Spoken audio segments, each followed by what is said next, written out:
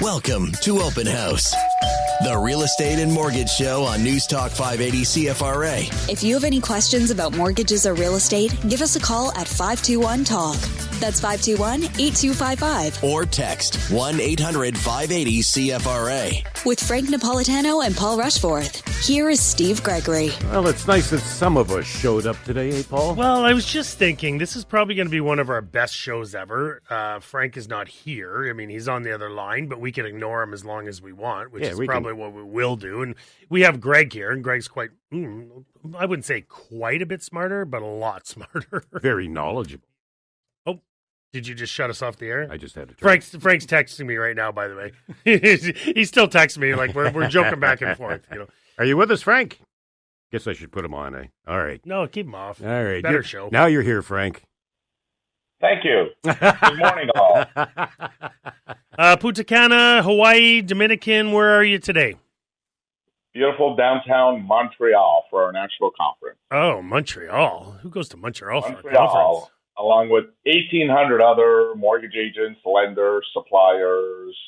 Ooh, what a party that must be. Is everybody else complaining that you're in Montreal and not Punta Cana, or what? What is the topic of conversation there, Frank? Topic of conversation, of course. I mean, what's going on with all the rules? I mean, in our industry, I haven't talked about it much on the radio, but we've had some enhanced responsibilities put upon us when it comes to anti-money laundering. Some of the questions we have to answer now. We have to let authorities know if we're suspicious that one of our clients might be doing something illegally. It's kind of crazy what we have to do these days when it comes to submitting that mortgage application to a lender. And to be honest with you, it's not just the mortgage industry. The real estate industry is shifting like I hate this Big Brother stuff. Oh, but you know what? Listen, any change and any shift happens because you have to adjust and have to adapt. I know in the real estate industry, we're the same way. We have FinTrack as well, and that went from being like a single sheet to now 4-page sheet. We brought in Tressa, which is basically how you deal with consumers now. That's brand new to the real estate industry, and that was a huge learning curve. And now we just brought in a brand new, our MLS system that the realtors use. We call it Matrix. Well, now we brought in a thing called PropText, which is a brand new MLS / Matrix / the way we search for properties and input properties. Now we have access to Toronto properties everywhere in Ontario, just like they have access to all our Ottawa properties. And that's a whole new learning curve too. And there's a lot of people that are complaining and saying, this is BS. We have to learn all this all over again. And the learning curve is very steep. We have to learn all this all over again. Well, you know what? It's adapting. It's changing. Yeah. Technology changes. You have to adapt to these changes. And you can stream movies now? And I know, for someone... You know what the problem, Paul? What's that? You know what the problem with this is that it feels like we're invading on our clients' privacy. I was just going to say that. Yeah, I'm not a private investigator. I don't know what to look for. But, our feeling has always been if the money gets into the bank, wouldn't it be that, there is a big bank, a big green bank that just got fined $3 billion for money laundering. It's their responsibility to track where the money comes from, but all of a sudden they're putting the onus on real estate agents. They're putting it on mortgage brokers to do even more due diligence. And it's like, but we're not investigators. We don't know what to look for. And it bothers me more when you see 2 salaried employees that have just traditional pays going in, and we still have to rate them as well. And if they have money coming in because maybe they sold a car, they sold a piece of furniture, we have to ask them where that money came from, which seems absolutely offline as far as I'm concerned. Let's call it people should be allowed to do something. Let's call it the Toronto FinTrack. Because that's where a lot of the problems are stemming from is in Toronto and Vancouver. Yeah, that's where a lot of it's stemming from. We don't see a lot of that, the fraud, mortgage fraud, and that stuff, and money fraud in Ottawa, but it happens. I'm sure it happens, but you get zero privacy now when you apply for a mortgage, right, Frank? Anything you apply for, there's zero privacy. You are responsible to answer any question. And for us, it feels like, we're just delving a little bit too deep. And I've had some clients say, whoa, I got to tell you that. And it's like, unfortunately, just like clients try to give me bank statements to prove their down payment and they try to black out transactions, and the lenders simply do not accept it. If there's any blackout whatsoever, any striking anything out, they say, but that's my business. Why do you need to know where I spend all my money and what I do? unfortunately, if you're applying for a mortgage, I they think need to see the down payment, and it's not fair. I think we're all thinking the same Well, thing. well, here's the thing, Steve. I've been actually showing Steve properties. He's looking to buy again, and I did say to him, I said, Steve, when you get your mortgage, when you go to Frank to get your mortgage, he's going to know where you're spending your money. And Steve all of a sudden just canceled his search with me. He's no longer looking for a property because you'll have access to his bank account and you'll see where he's spending his money. And so he's canceled his whole shopping trip altogether. So he's not buying anymore. So just so you know, Frank. So you can Paul, you know what's crazy, guys? We're all the lenders and the government is leaning towards what's called open banking. And what open banking is, if you're applying for a credit product, you're going to be signing a document that allows whoever you're borrowing the money from to be able to have access to your bank accounts and everything else, just to verify that the money that's being used for down payment is not any money that's driven from any illegal activity. That's really crazy. Yeah, that's a big problem. That's a big problem. So access once or continued access? So even on the money laundering policy that we have to abide now starting October 11th, if you're rated high every year, we need to look to see if there's any suspicious activity.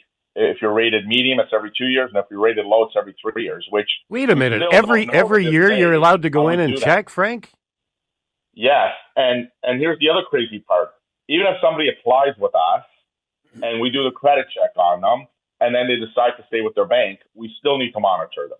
That's how crazy this policy is. They didn't give a lot of thought. And let's be straight here. We're talking about 1/10 of 1% of people that even know what money laundering is or even do it. So because of that small, very, very small portion, everybody else is going to pay the price for this. How did we not hear of this?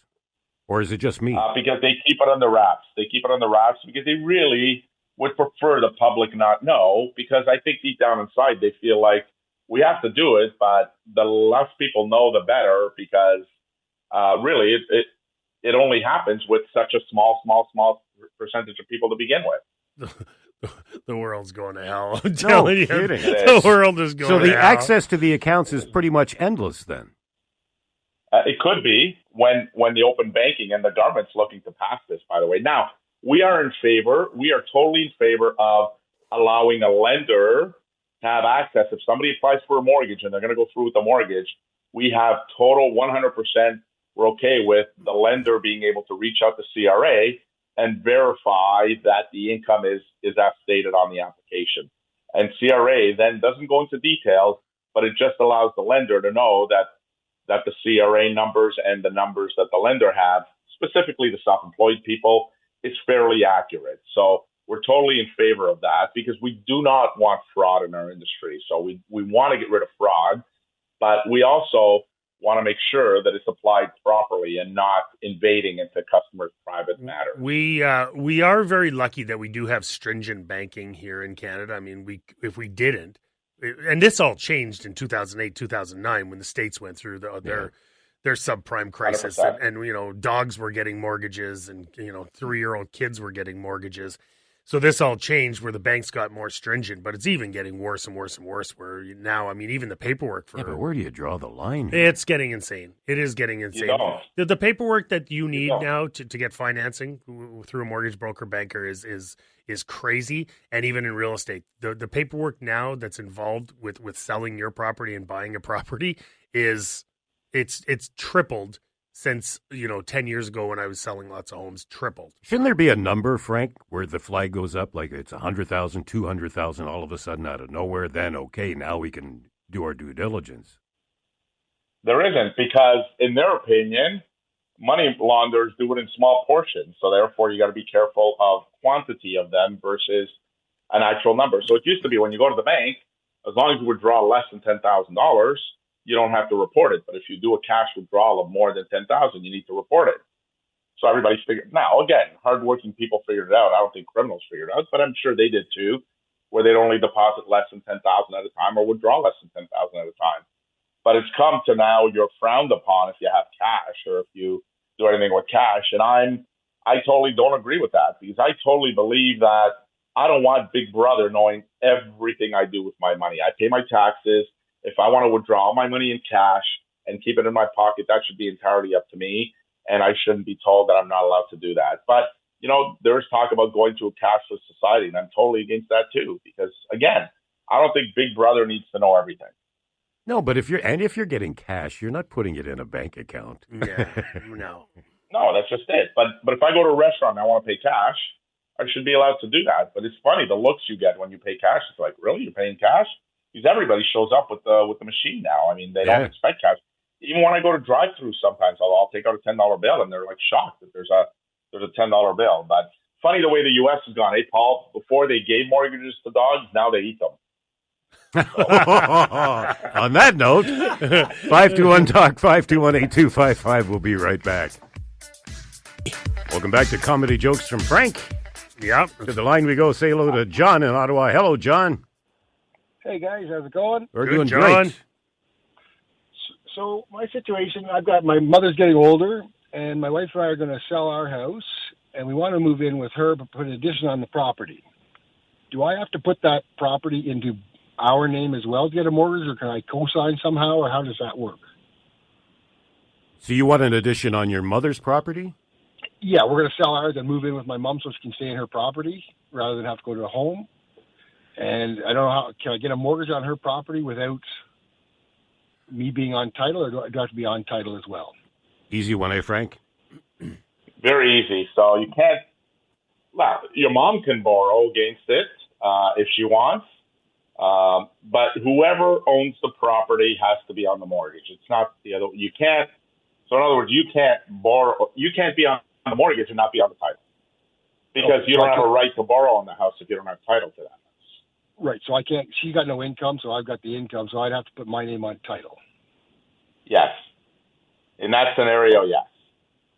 Okay. Now, with the lawyer, and I know that Paul's seen this too quite a bit, where, in a lot of cases we see parents having to co-sign or somebody having to co-sign, and you can do an agreement and the lawyer can register that it goes in percentages. So, in a lot of cases when we see parents having to co-sign because the kids don't qualify on their own, we see that the kids are 99% owners and the parents are 1% owner. You and your mom can figure out if you're putting X amount and you're going to be making the mortgage payments, you can figure out what that percentage might be moving forward so that the ownership is divided equally based on maybe how much money you're putting into the project. Okay. That makes good sense. All right, that answers my question. Thanks for the question. John. That's great. Thank You're you. welcome. Bye. All right, what's the attitude like now, Paul? Now that we had the big rate cut, what's the street saying? Well, you know what? We did have a good rate cut. We had a 0.5%, rate cut on prime.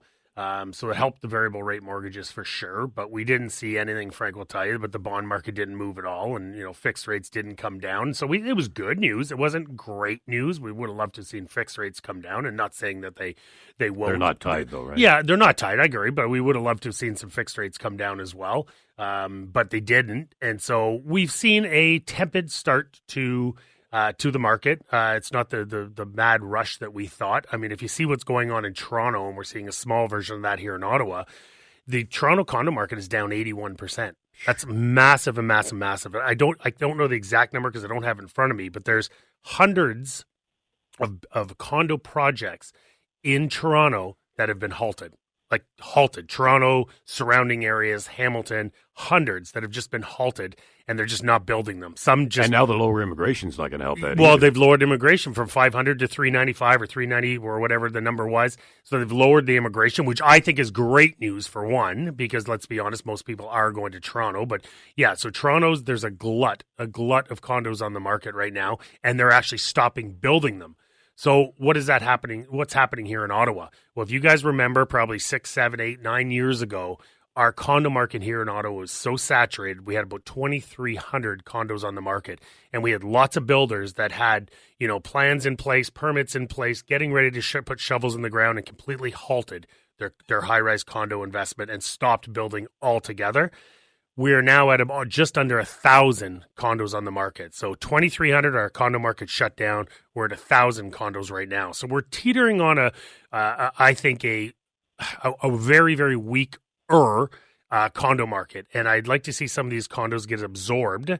And I think we might see some builders slowing down a little bit in the condo market. So saying that, we still have very little inventory on the market, but over 20% of what's on the market right now is actually condos, which is very, very high. It should not be that high. So we're seeing a large glut of condos in the Ottawa market. We're seeing a ton of condos in the Toronto market. And your daughter Erin was on the show last week, and she's a realtor in Toronto, and she was saying the condo market's pretty much just shut down in Toronto, as we're seeing and we're reading about. We're slowly starting to see a little bit of a slowdown in the condo market here in Ottawa as well. We've been saying for the longest time, we need homes, like we need things on the market. We need to absorb some of this. And as soon as we start getting buyers into the market, our first-time home buyers and our investors into the market, hopefully they will swoop up and take some of these condos off the market. Right now, we're not seeing it. So I mentioned last week that our market's very much like a cold car in winter, where it's like it's getting ready to start. I was hoping to see that half point drop to like really get that motor going. I don't know if we've seen it. I think maybe the car's starting a little bit quicker, but it's not starting to where we want it to go. I know there's talk about another half point in December, another half point in January, which will probably get the car started. But right now, I still think there's too many people sitting on the sidelines, which I do think is a mistake. I'm not telling people jump in the market now. Because, we've seen our inflation come down, and when it comes down this fast, which usually means we're not in a strong economy, right? So, if our inflation came down very fast, we're at 1.6 now, which means we're not in a strong economy. So the problem being is rates come down, it's going to get people into the market, but there's so many people that are not making the money they used to, don't have the funds they used to, don't have the savings they used to. So it's like, do they jump back in the market because they should, but they can't because they're a little bit financially strapped right now. So I think what's happening... But you say you're disappointed that the fixed rate didn't come down. Who in their right mind would get a fixed rate mortgage today when rates are coming down? Well, I don't think they would. That's the problem. I don't think they would get one. But but they do. There's lots of people that have to, yeah. Yeah, but we're talking huge penalties if these rates come down then, Frank. But it's not that they have to. It's that they're nervous. They're scared that what we saw in 2022 and 2023, with rates going up as quickly as they did, will happen again. So they get scared, and the banks are really good at scaring their clients, because to them their profit margins are much better if somebody takes a 5-year fix. And there's a time to take a 5-year fix. But I agree with you, Steve. Now is not the time to take a 5-year fix, because fixed are trending downwards, and rates are trending downwards. Now, you're right, Paul. The bond market didn't move. If anything, the crazy stat of this week is that prime rate came down half a point and fixed rates went up about 10 basis points. So the total opposite. But you need to remember that fixed rates are based on what happens with the bond market, and the bond market reacts to what happens with labor numbers and GDP, not what happens with prime rates. So there's going to be periods like we're going through right now where one goes in one direction and the other one goes in the other direction. Eventually it evens out, but prime rate went up so much. Fixed rates didn't go up 4.75% over the 2-year period. They went up about 3%. So they had that big head start to begin with. We'll see prime come down, I think, another half point. I made that bold prediction, I think, early in September, that we were going to see 3 jumbo cuts, and I still think we're going to see the 3 jumbo cuts.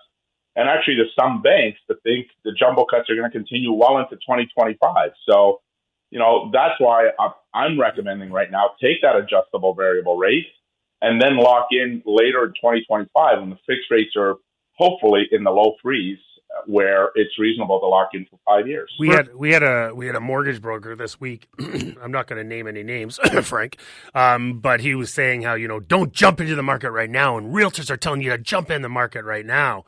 And that mortgage broker was wrong, but he was also somewhat right when I say that we haven't seen the activity we were hoping to see. But it's still early. But I still do believe our market is going to take off, and it will take off, not like 2022, but it will take off in a small version of that. And I would hate for people not to get into the market because they're trying to time the market. It's like trying to time a stock market. You just can't do it. Trying to time the market, you just can't do it. I think over a long period of time, we have been able to time the market. But since COVID, it's been virtually impossible to time the market and what's going to go on. But I do believe that we are going to start seeing price acceleration as we get into the latter part of our year, which is very shortly, and into 2025. So I would at least be entertaining the question of, is it time to get in the market? And if it is time, I would be doing it while there is some good inventory on the market still, while rates are on their way down. Get yourself into a variable rate mortgage and get into the market. I think we can agree that prices are not going to go down.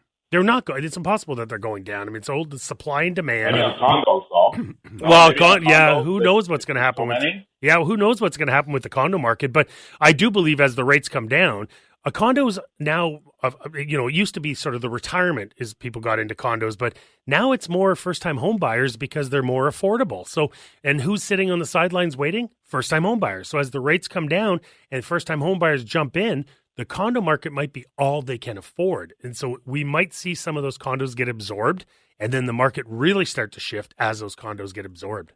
521-TALK, 521-8255. We will be right back. Welcome back to the show. Paul Rushforth is here. Frank Napolitano is here. Well, Frank's not here. Ish. But in the breaks how quiet it is and nice it is. I mean, we have nice civil conversations, and no one's rude and vulgar. It's just nice, peaceful conversations. It's only because I was gone. Yes, sure. You went for a pee. That's why I was so civil. Yeah. Hey, Frank, what's the difference now between fixed and variable? Half a point for a 5-year compared to a variable or adjustable? Still a little more. It all depends. If it's high ratio now, I mean, prime rate's down to 5.95 at the banks. So, if you're getting prime on a high ratio or insurable deal, you might be getting prime minus 90, 95. So now you're down close to 5. Fixed rates are still in the mid 4. So half a point, 3/4 of a point, depending on the circumstances. Getting closer. Now, what happens with the American election in the next 2 weeks? Does it depend on who wins what happens to the bond market? No, I think what's more important is the labor market that comes out. The labor report that comes out next Friday is much more critical than what happens in the election, in my opinion. The job report comes out now. Again, don't read too much into it. The bond market may read more into it because the U.S. is very, very well known for inflating their job numbers. And because of the election, there might be some interference there where the job numbers could be inflated. Therefore, the bond market's going to go up and fixed rates may go up the end of this week, but eventually that'll fix itself in due time. How strong do you think what happens in this election is going to be based or is going to be involved with our rates? Like, do you think it's, very strong or moderately strong or pretty mild? I think it's mild only because I think, the economy, I think there's going to be some job losses both in Canada and the U.S. in 2025. Most economists are certainly banking on that moving forward. So, based on that, it doesn't matter who's in power. I don't think there's going to be anything they can do about it. And the debt, it's funny how both governments really don't focus on the amount of debt that's accrued in both countries over the last 5 years. It's over the top. Everybody ignores it right now during election time because nobody wants to talk about it. But it's a big problem. And when your debt continues to grow and the interest rates remain high, well, now it costs that much more for that debt. And we tend to go backwards and not forward. And I think that's something the governments at some point have to consider. Oh, they're pretty good at worrying about personal debt, though, for Canadians. That they are. It's amazing how they bring that out. It's like, do what I say, don't do what I do kind of attitude is what it is because, they can do whatever they want, spend money like there's no tomorrow, which is scary. There's a lot of Canadians that think that the next year is going to be really, really painful because if we've got the existing government that thinks they might be able to get back in, then what are they going to do? They're going to throw out all these party favors to everyone and start spending like there's no tomorrow because it won't be their problem at the end of the year. So, which is unfortunate. These governments need to be more responsible than that. They should almost put a freeze on that. Around election time, it's a freeze on what you can spend and what you can do. Now, Frank, what we need to see? We need to see responsible governments moving forward. We need to see governments that actually are serious about budgets, just like families should be. They need to be the same thing. They report to the taxpayers. taxpayers should know that their government is spending money responsibly and not throwing it away at their friends. I know You're very funny today, Frank. Well, we watched inflation go through the roof, and people are like, cost of goods are going up, and people aren't spending money, or people are spending too much money. And then now we have what's really was happening was the government was spending way too much money, which was pushing inflation up. And I mean, it's good to see that we're down where we are right now, and hopefully that forces. Now, let me ask you this, both of you. Rates are coming down, which is good news if you want to get a mortgage, but unemployment is going up. Well, we've already talked about when so where's the balance here? What we already talked about is it's always great news when rates are coming down. The problem being when rates come down, what does that say about our economy? Yeah. Right? It usually means that our bad news. It comes with bad news. Well, that's what I'm saying. But usually, one way. Are you going to let me talk, or are you going to, my God? Jesus, you even interrupt from Montreal. Jesus. I'm going to tell you. So what I'm saying is as... Hey, Stephen, can you please block his mic just for 10 seconds, please? So, as we see the rates are coming down, it tells us that our economy is in trouble, right? And it is scary that, we'd love to see the economy great. No, but what I'm asking is what happens then to the housing market? It's great news you can get a mortgage, but there's a lot of people. You have a job that you can qualify. Well, and that's the thing, right? Like we're seeing that the rates are coming down, and we're wondering why more people aren't jumping back into the market. And I said it earlier. I said because people are still trying to catch up. They're uncertain. I mean, they've eaten into their savings because a lot of people have credit card debt through the yin yang. So great, the rates are coming down and you can afford a new house now and your payments have gone down and your buyer full of affordability is so much stronger now. But they don't have the money anymore, right? So I think that's what we're seeing, and I think that's where it starts to hesitate a little bit because I thought that half-point drop, I thought, you know what, it's really going to get that market really churning and stuff. It's only been since Wednesday. I know, but I don't know if I factored in how hurting some of these people are, that they want to get in, they want to get to that new property. They know it's more affordable now because the prices are still very stagnant right now. I mean, on a year to date, we're only up 0.9%. So that's flat in my books. So the prices are very stagnant right now. Rates are coming down. So now that house is much cheaper for you. Why aren't you getting into the market? I don't think people realize how bad people are hurting, how their savings have been eaten into. They can't afford that home right now. And, what is it going to take? Is it going to take 2 more rate drops? Is it going to take, something to happen with unemployment to go down? What is it going to take for people to get back into that market? And I strongly believe some of the people that have been hurt the worst are first-time homebuyers, right? And I think they've been pushed off to the sidelines and, they've got into that rental trap now. And some people are like, you know what, I'm in the rental trap. I might as well just stay in the rental trap. And I think that unless we get some of those people back into the game and our investor market, like we've talked about, is dried up completely. So, once we get those people, we're talking about a large chunk of our market. Once we get those people back into the game and people starting to save up more money and things become a little bit more affordable, I think our market's going to start to churn. But you're right. I thought it would be this rate drop. We may need another 1 to 2 rate drops before people really say, okay, now's the time to get into the market. Are you seeing more troubles with people trying to qualify now, first-time homebuyers, Frank? Well, a lot of them are still sitting on the fence. I think. Once they pull the trigger, are they qualifying? Stop interrupting Frank, Steve. Jeez. Are they qualifying? Are they qualifying? I think most people are qualifying, but once they find out what their payment is based on where rates are, they're still a little nervous because the payment is still a little bit too much for them compared to what they're paying now. And they look and I love that a lot of first-time home buyers are being much more responsible these days, where they're looking at it and saying, we're just barely making ends meet right now. We're just barely saving money, and our mortgage payments with taxes, and we need to set money aside for maintenance should anything happen, is just too much for us. So we're just going to wait, and hopefully rates come down another half. I truly believe that in the spring, Paul, is when we're really going to see the big lift when it comes to first-time home buyers. I think that's when they're really going to come off the fence, because by then we should see probably another 1.25% lower.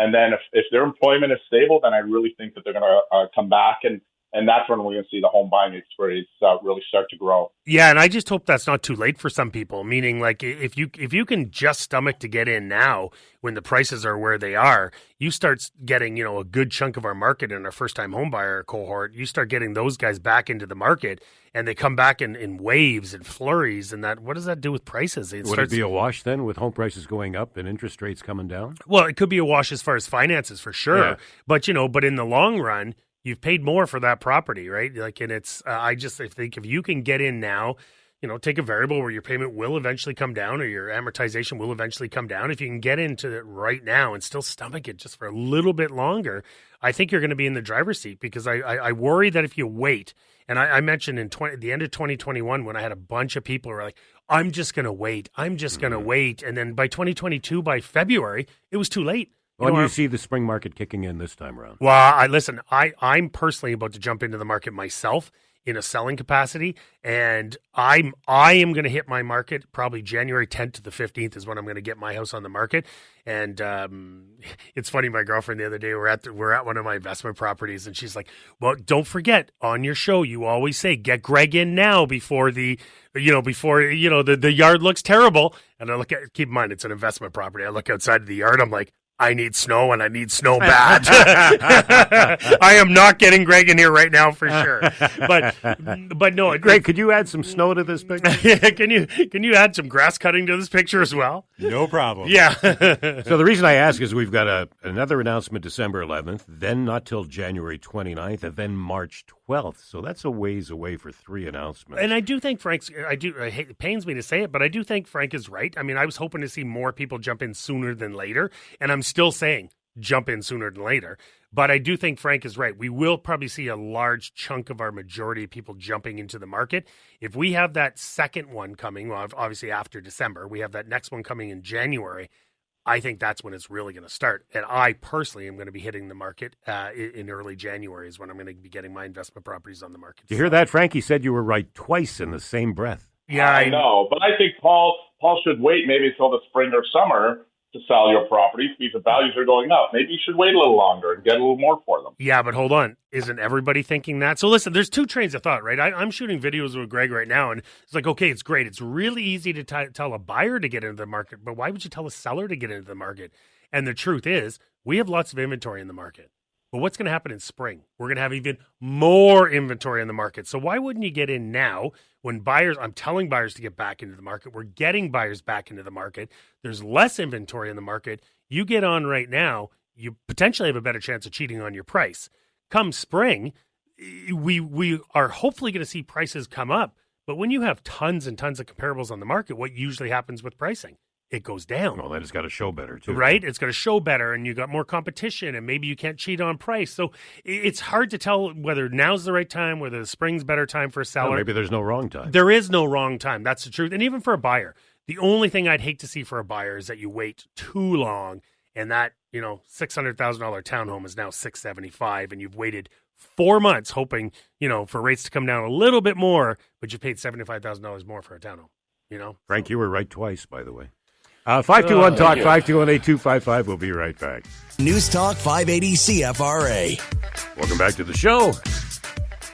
You guys went to the hockey game last week. We did.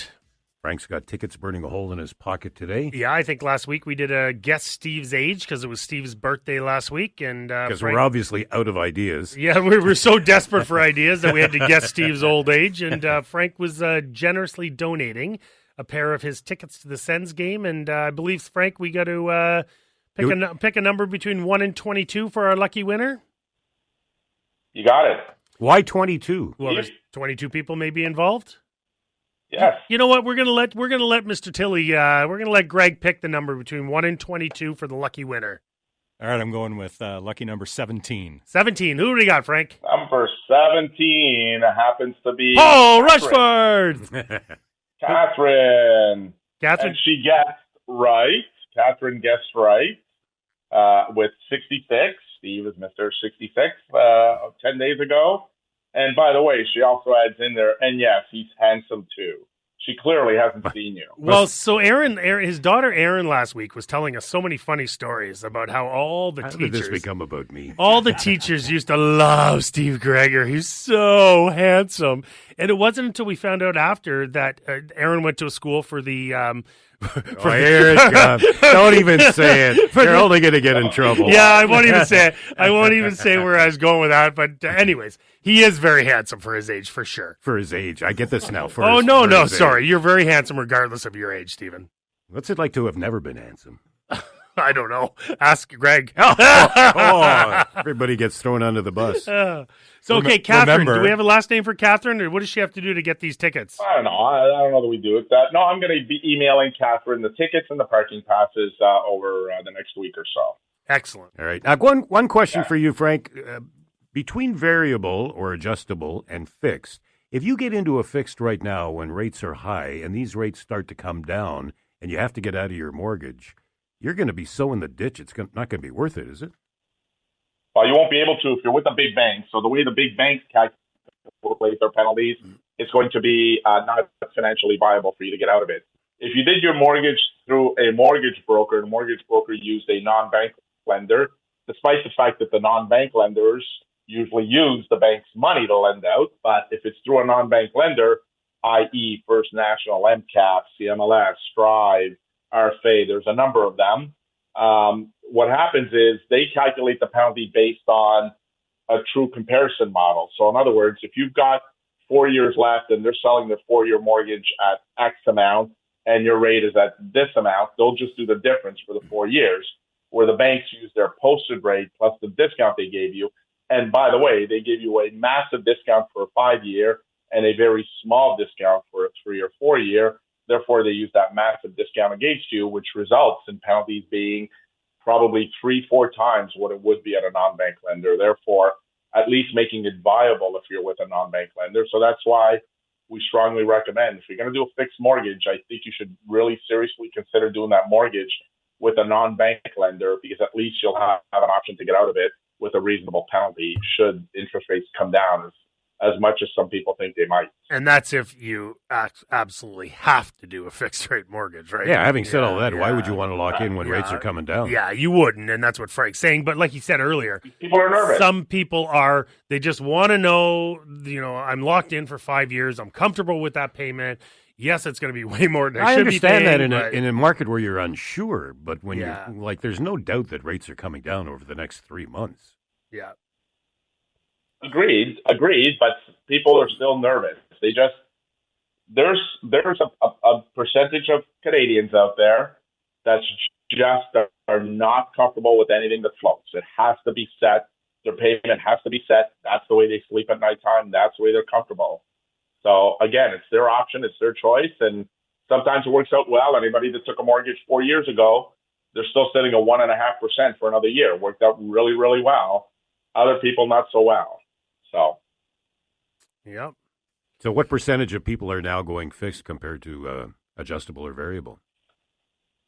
Well, I can speak for myself and our company. We're getting closer to 40% adjustable and 60% fixed. Again, if I went back 3-4 months, that number was closer to 90-10. So we're seeing the change. Lenders are telling me that they're seeing the change.